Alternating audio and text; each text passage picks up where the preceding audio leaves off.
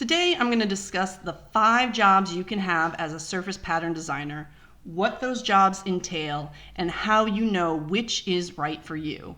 These 5 jobs that I'm talking about today are the type of work you can do where someone else is creating the end product for your art. These are all jobs where you're just doing the art. You don't have to worry about sourcing and producing your own products to sell through online shops and wholesale. So as a quick preview, those jobs are in-house company designer, freelance designer, licensed artist, studio artist, and print on demand and Microstock artist. So I'm going to break down what the duties for each include and what are some indicators that these jobs might be for you. So the first is in-house company designer. Most big brands have an in-house design team. These designers create or purchase art for products working within seasonal trend and colored guidelines, and they are salaried. Duties for an in-house designer often includes a lot of production work. So production work could include reformatting purchased artwork for company products. For example, taking elements from a repeat pattern and formatting them onto a kitchen towel. Setting up art for the mill in order to manufacture it by making color chips and putting it into the right file format and technical specs. Creating new colorways. Putting art into presentation templates. So this might be setting it up for presentation for retailers. This might be putting your artwork into a layout that's going to be a planogram, the way it's going to be set up in stores on shelves. There are all kinds of presentations you might have to do as an in-house designer. So putting the artwork into those templates are going to be a part of your job. And creating coordinates for purchased art. You'll also be doing some design work, of course, creating new patterns and illustrations based on the seasonal trends and color guidelines or the retailer direction. And you might be doing some trend research. Depending on your seniority or the nature of your position, you might help formulate seasonal palettes and trend guidelines. So these are the type of duties you can expect if you're working in-house. And of course, it depends on the position and your seniority. So you may do more production work, you may do more design work. It really depends. But these are things you could look forward to if you work in-house. So how do you know if in-house work is for you? First of all, you're going to need to live near a company that designs products. While some companies may work remotely, design work tends to make heavy use of professional grade printers, presentation boards, software, so living within commuting distance of a company is usually necessary. In the United States, New York and LA have a ton of options, but even if you don't live near a big city, don't despair because there are actually likely companies near you that do private label work. And private label work is where you are designing product for a company under a different brand name. So the company's name is not necessarily on the product. It's being designed by a small company to be used as a brand for a bigger company. And those kind of companies are all over the place, and you might not even know that they exist nearby, but there is likely some in-house design positions near you that could work. You're newer to the industry, surface pattern industry, and you're looking to learn quickly. I cannot recommend working in-house enough if you've never designed for product before. It's truly an education, and it's not 100% necessary. Of course, there are tons of surface pattern designers who have never worked in-house. But if at all possible, I recommend having a corporate job for a few years before going solo. It's an excellent way to learn about things that you would never discover otherwise. You want to see your work in stores, but you understand that you won't be recognized for your work. When you work as a salaried employee for a company that produces products, chances are your work will make it into store shelves. There's a very good chance if you work as a salaried employee. And that is one of the most gratifying parts of any surface pattern designer's job. But that said, all the work you create as an employee is not owned by you. It's owned by the company and distributed under the company's name in almost all cases. You might be good for in-house if you need the type of security that corporate benefits and full-time income includes. There's no doubt that security is a huge pro to working as a salaried employee. While the job may get repetitive after a while, those regular paychecks are not repetitive. Well, they are, but they're awesome, and they're a great way to predict your financial future, and benefits like subsidized healthcare and paid time off are things every freelancer wishes they enjoyed, trust me. You don't have a set style or you're skilled in a lot of areas. Flexibility is the name of the game when you work in-house. Unless you work for a company that is known for a very signature look, for example, Lilly Pulitzer, you'll be asked to design for a range of products with a range of styles. So your ability to create designs in various styles is a must-have skill set for working in-house. You can hear me and Michael Zindel talk about this more in my design director's advice video, which I will link to. We talk about how having a portfolio that's very homogenous isn't that impressive for someone who's looking to work in-house, because you need to have that variety, that skill set. The next option for a surface pattern design job is a freelance designer, which is also called a work for hire designer, a contract designer. There's a variety of names, but when companies don't have a design team that's big enough to meet their needs for art or have projects that require specific styles of art, they hire designers on a contract basis to create that art. And this design work is usually owned by the company. And design duties for freelancers are much the same as an in-house designer. You might be putting art into presentation templates, you might be setting things up for the mill. It depends on the size of the company and what they need from their freelancers. You'll certainly be creating new patterns and illustration. Sometimes some of my freelance work is only production work. I'm not really doing new design work, I'm just reformatting things that they already have on hand, and I'm putting it into a format that makes sense for their product. So, and sometimes you're doing trend work for freelance designing as well. So how do you know if freelance design is for you? And here's a couple indicators.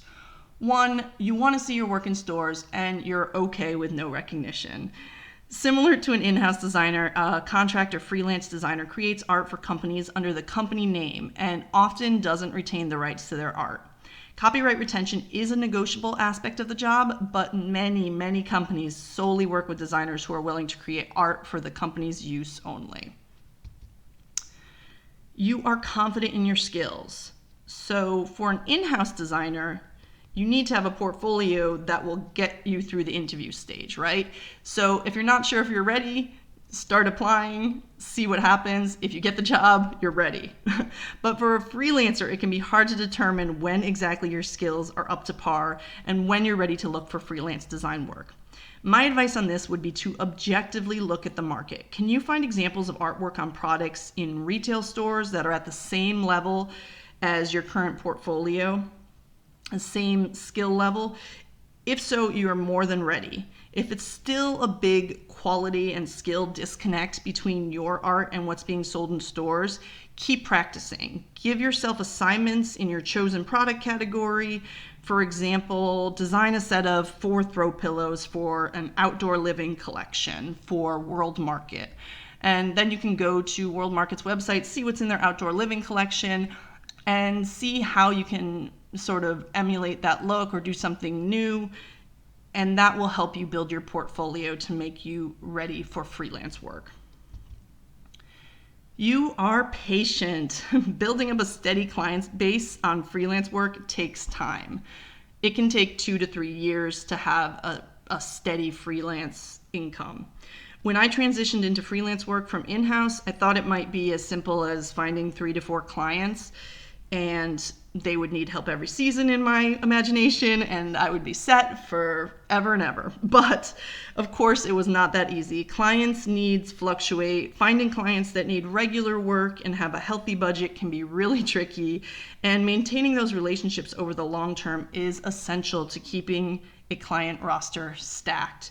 So where I wanted to be a full-fledged, super successful, making my old in-house salary freelancer over the course of, let's say 2 years, it took me a while to work up to that and to have that steady work.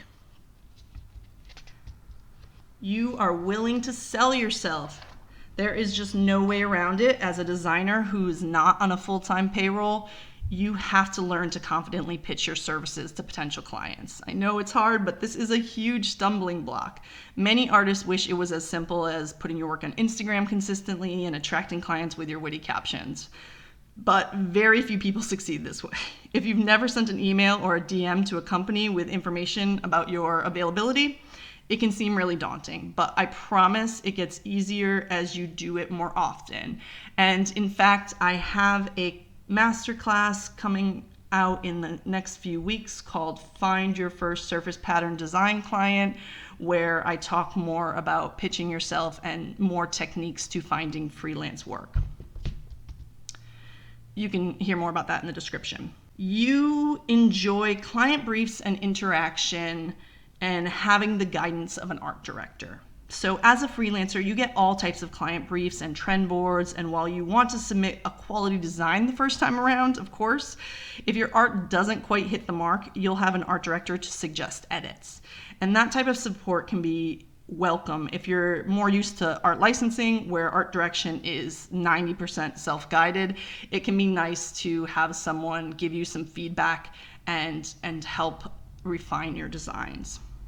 Now, speaking of art licensing is when a company uses an artist's design for a set amount of time for a set product line and pays an artist for their work based on royalties, which is a percentage of sales. And this art is still owned by the artist.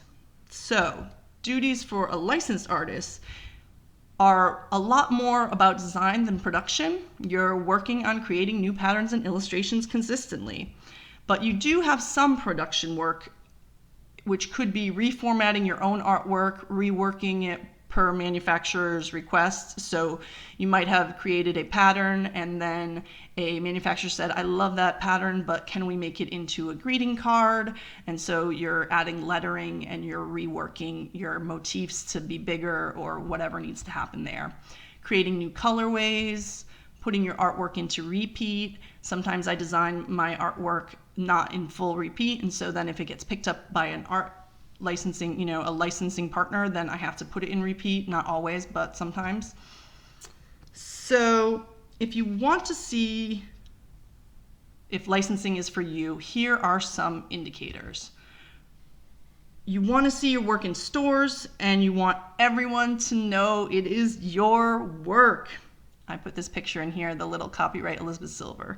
So these are my coasters, all right? Finally, it's an opportunity to plaster your name all over your art, because so far we haven't had that opportunity, have we? If you're looking for name recognition, licensing is the avenue for you. So not every licensed product makes a huge deal over the artist, because sometimes you just get a small copyright notice on the back of a card or whatever. In most licensing deals, you are named somewhere and you will feel famous. So you've got a relatively set style. So it's traditional wisdom. I gave this an asterisks. It's traditional wisdom that having a defined style is a benefit in licensing. In theory, if your style is recognizably you and that style is on trend, manufacturers will come to you for that style.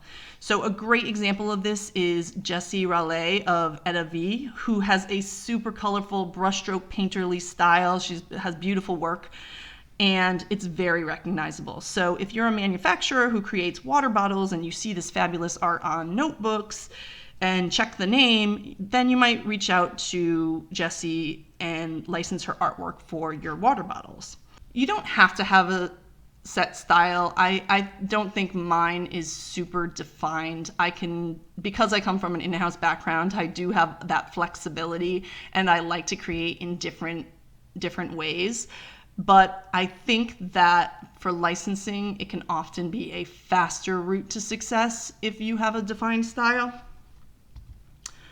Also, you're patient. I said this for the last one, but for licensing, I'm talking super patient. Finding licensing work isn't necessarily more difficult than finding freelance client work. In fact, it could be easier in some regards, but it requires infinitely more patience because unlike freelancing, in most cases in the current licensing climate, you don't get any payments until after the artwork has been chosen, contract signed, product has been set up for manufacturing, it's been produced, shipped to retailers. Even then, depending on your contract, it could be up to 3 more months before your first royalty check comes in.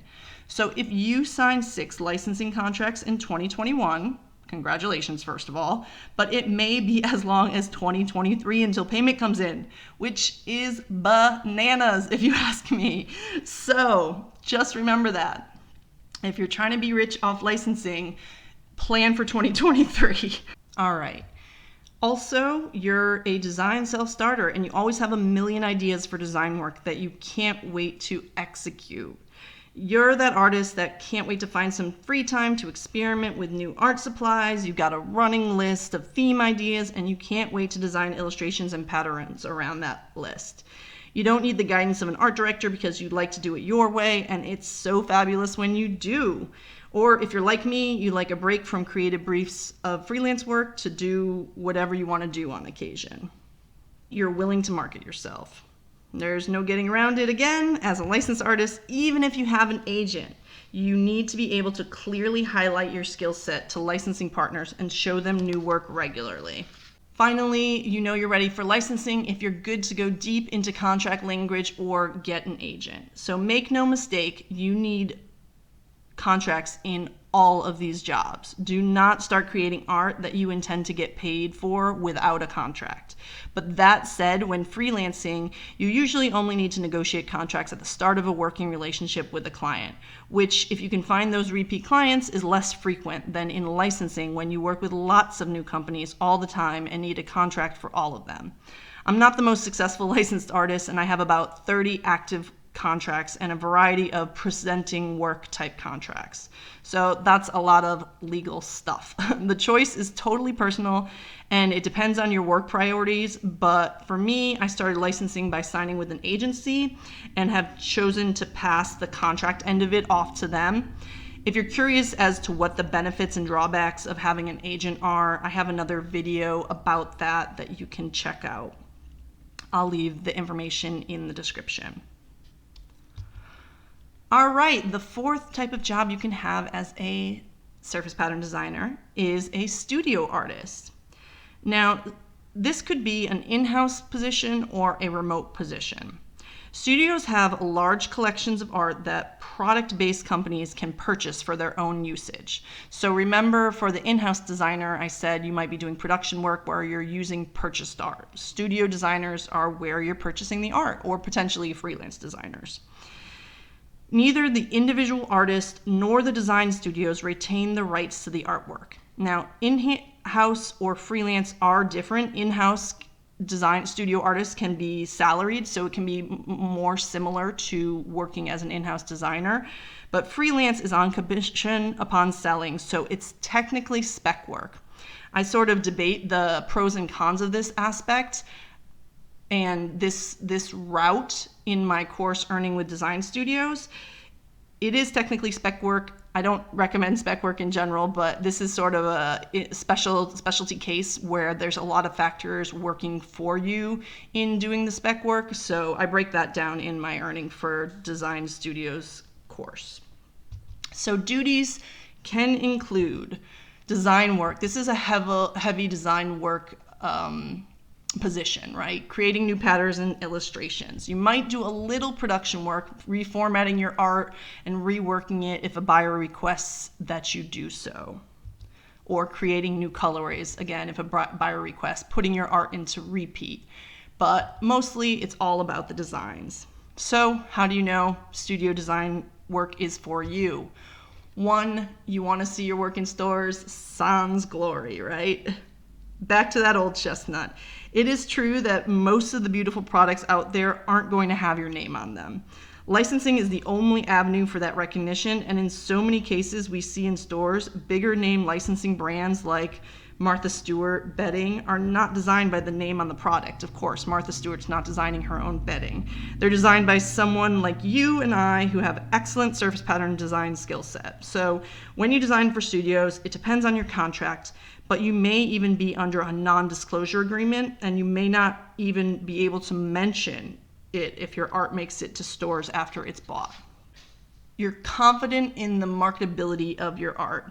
To sell your work, it's got to be marketable. That's pretty straightforward. And again, you can kind of take a look at what is in the stores right now and see where your art lines up on that.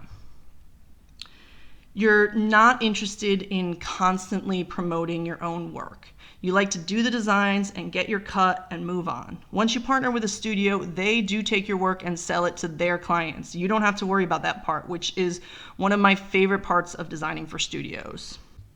You enjoy getting trend direction and working in a number of styles, having the guidance of an art director. So similarly to freelance, often studios have trend direction, they need a variety of styles in their collection, and they may give you art direction as you submit your work. It sort of depends on the studio in this case. You're okay with the one and done art creation. So the reason people love art licensing is because there's a potential for your artwork to live on. You can license the same art on multiple products for the rest of your life because you're really just renting the art out to manufacturers. With all the other jobs I've discussed here, you're creating work that is then used or sometimes not used by the companies you're creating them for, and you can't use them for other purposes. Working for a studio, you'll create art that is hopefully sold and you won't retain the rights. There is a lot of discussion about this in the art world, in the surface pattern world, that work for hire and selling over your copyright to your art isn't beneficial to the artist. Well, it's not as beneficial maybe, but I look at it a different way. So yes, it would be great if I had work that just licensed over and over and paid all my bills. That sounds amazing. But a surgeon doesn't do an operation once and expect to be paid ad infinitum. McDonald's logo designer didn't get to sell the golden arches to 15 other companies. As a surface pattern designer, you are creating work for products, and your art is your service or product. So you have to be comfortable creating it, getting paid for it, and moving on. Print on demand or microstock artist. Print on demand or POD companies are where you can upload your artwork and set up a shop front, and consumers can directly purchase art that's printed on products by the platform. You're not doing any of the printing or the sourcing or anything like that. So popular examples of this are Redbubble, Spoonflower, Society6, and Minted. But there are approximately 1 million out there, so if you're looking for a print-on-demand site, there is no shortage of them. Microstock sites are platforms where you upload your art and companies or individuals buy the digital artwork to use on their own products. So examples of this include Shutterstock, Creative Market, and Dreamstime. In POD and microstock sites, artists mainly retain the rights to their artwork, and they earn a small commission each time their work is purchased.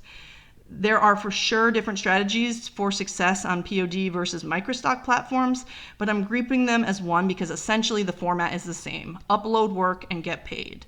So what are some design duties you can expect with this type of work?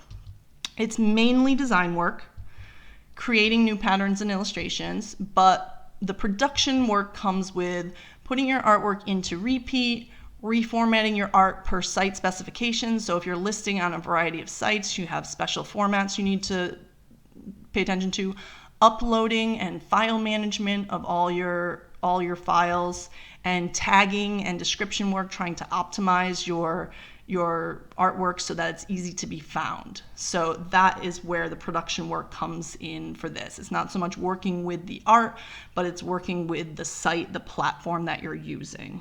What are some indicators that this is the place for you? First of all, you are not into gatekeepers.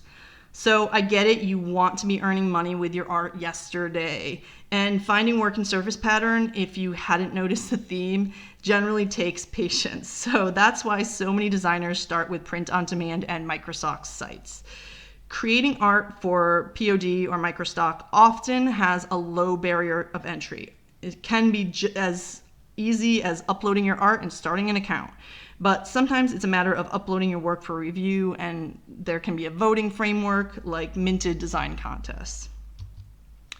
You are consistent and prolific. Here's the things. Commissions are small. Print on demand is better than Microstock, but literally last month, Shutterstock lowered their commission rate from 25 cents per use to 1 single penny. So yeah, I don't know a ton of people who make the bulk of their money from either of these type of sites, but having lots of available work seems to be the common theme for those who have found success. You've got an audience or a way to drive traffic to your art. Another common theme to success is having your own audience that you can send to purchase your artwork on fabrics, wall art prints, or as digital downloads. The low barrier of entry is a double-edged sword because the markets are flooded with shops from every would-be designer. And to see steady success, you need consistency and fans who are interested enough in what you do to click through and buy from your collection. Otherwise, you're at the mercy of the site's search engine, and that is likely not enough, especially if you're getting paid 1 penny per buy. All right, you are self-motivated. As your store grows, you may start to get requests, but expect to mainly be thinking of and executing your designs with no real external feedback for a while. Even analytics and sales won't necessarily be a strong indicator at first because, of course, it takes time to get traction even with the best designs. So you have to have your own ideas and be ready to execute. You're patient. Are you sensing a theme? Look, I am not at all known for my patience. True story, one time my manager gave me a yearly review and it cited my patience, and I legit hung it on the refrigerator with highlighting the patience part. I was 30 years old. This is not me coming home from kindergarten, okay? It was an incredible accomplishment to be named patient. So I definitely get it. I want everyone to be profitable last month. And not just profitable like making 3 pennies a day, Shutterstock, but profitable like you don't need a side job to support your pattern design job. But definitely this route is a slow go if you don't already have an audience for your work. So many great options. I hope doing a bit of a deep dive into all these provides you with some more clarity. The thing is, it's more than likely you'll be doing a combination of these options at any one time. When I worked in-house, I also did some freelancing in my time off. Once I left in-house work, I started with finding freelance work and studio work and added in licensed work. And I have tried some elements of print on demand and Microstock throughout the years. So if all this has you feeling so overwhelmed, because how are you going to find work in even one of these ways, never mind 5 different ways? Do not shut off your computer and walk into moving traffic, please. I beg of you. I promise I can help you. Take a deep breath. The truth is, success in all of these opportunities start with only a few things. So I put a link in the description where you can download a quick guide to all these jobs with an easy reference version of this video talking about your duties and where it might be right for you. But if you go ahead and download that, I'm going to send you some next steps and suggestions on how to break this down in your email. Also, I am so excited to tell you that I mentioned this earlier, but my free Find Your First Surface Pattern Design Client Masterclass is coming back in a few weeks. So I have even more actionable tips in that class. In the meantime, check out that guide, check out those next steps, and know that there are lots of ways to get where you're going, but we can simplify, and I am definitely here to help. You can also find me at esilverdesign on Instagram. Like and subscribe and all that good stuff. Share this. If you feel like this was a useful video, I would love a share. And I will see you next time.